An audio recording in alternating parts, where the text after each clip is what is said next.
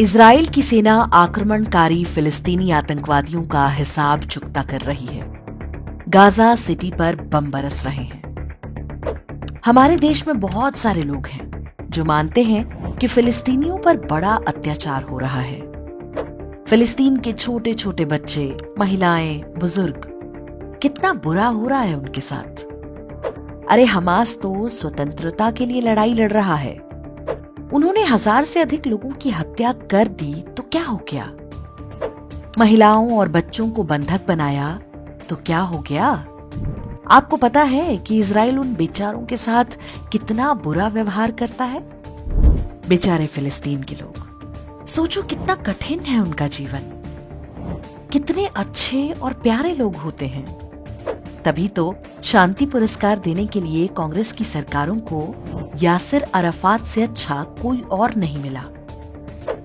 Yasser Arafat, वही जो फिलिस्तीन का राष्ट्रपति हुआ करता था, भारत को अपना सच्चा दोस्त बताया था।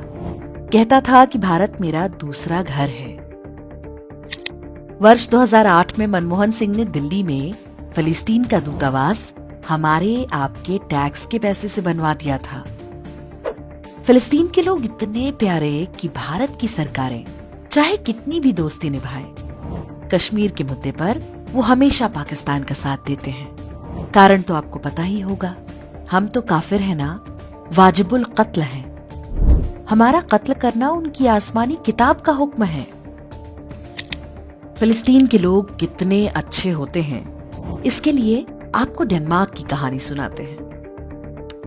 ये कहानी है वर्ष 1992 की।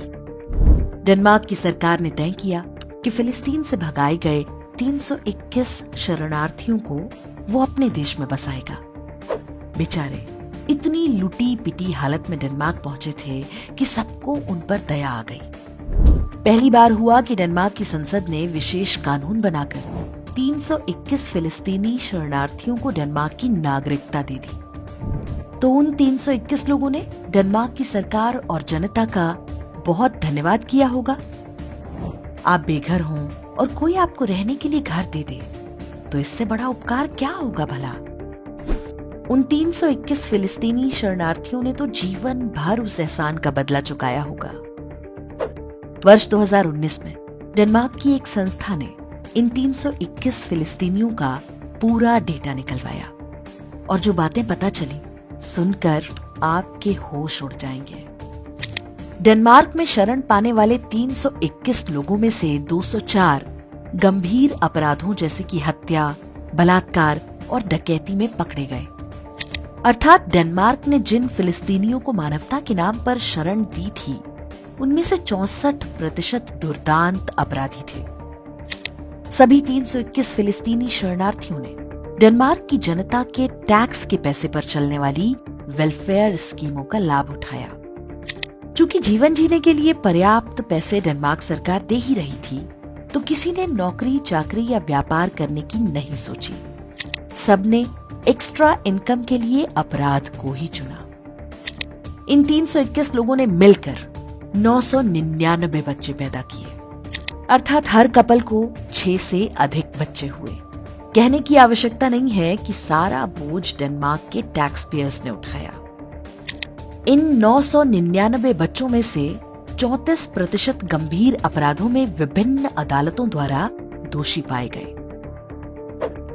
वर्ष 2011 में फिलिस्तीनी बच्चों का IQ टेस्ट कराया गया। 6 से 11 वर्ष आयु के 257 बच्चों के सैंपल पर टेस्ट हुआ। औसत रहा 85, यानी औसत से बहुत कम। अब कम IQ होना इतनी बड़ी समस्या नहीं है, लेकिन कम बुद्धि वाले इन लोगों को कोई जन्नत और 72 हूरों के सपने दिखा दे तो निश्चित ही समस्या गंभीर हो जाती है। जब ये सर्वे प्रकाशित किया गया था तो डेनमार्क के वामपंथियों और इस्लामिस्टों ने खूब शोर मचाया कि असहिष्णुता आ गई है, इस्लामोफोबिया फैलाया जा रहा है।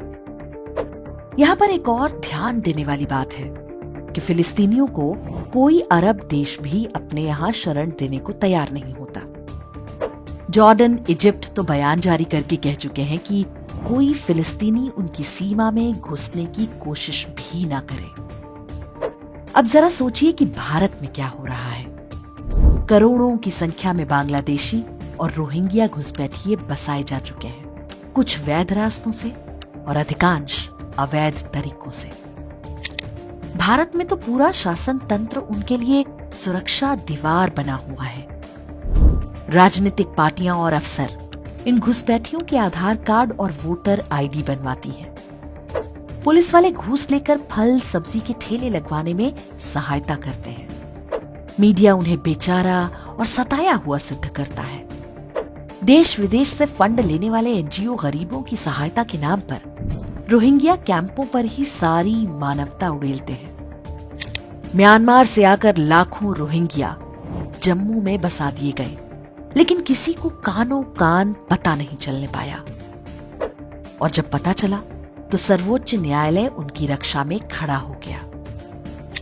दिल्ली समेत देश भर में आज अपराध की जो घटनाएं अखबारों में छपती हैं, उनमें से बड़ी संख्या इन्हीं बांग्लादेशियों और रोहिंग्याओं द्वारा होती है। लेकिन हमारे देश में अपराधों के समाज शास्त्र पर कोई बात नहीं होती। नेशनल क्राइम रिकॉर्ड ब्यूरो यानी एनसीआरबी जैसी संस्थाएं कभी इस बात के आंकड़े जारी नहीं करती कि गंभीर अपराधों में इन मजहबी घुसपैठियों का कितना योगदान है। डेनमार्क जैसा कोई यूरोपीय देश हो या भारत, मजहबी घुसपैठियों के साथ जो मानवता आज वो दिखा रहे हैं, उसका परिणाम उनकी आने वाली पीढ़ियों को भुगतना ही होगा। मानवता और मानवाधिकार मानवों के लिए होते हैं, उन ज़ॉम्बीज के लिए नहीं जिनकी आसमानी किताब ने ही उन्हें चलता फिरता मानव बम बना रखा है।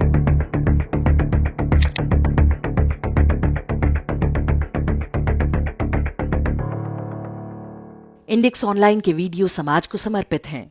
आप इनको डाउनलोड करके जैसे चाहे वैसे प्रयोग कर सकते हैं। चाहे तो आप हमारे टेलीग्राम चैनल से जुड़ सकते हैं, वहां सारे नए पुराने वीडियो आपको मिल जाएंगे। हमारे सोशल मीडिया लिंक हर वीडियो के डिस्क्रिप्शन में होते हैं। हमारा एकमात्र उद्देश्य हिंदू समाज को जागृत और एकजुट करना है। इसमें सहभागी बने। धन्यवाद।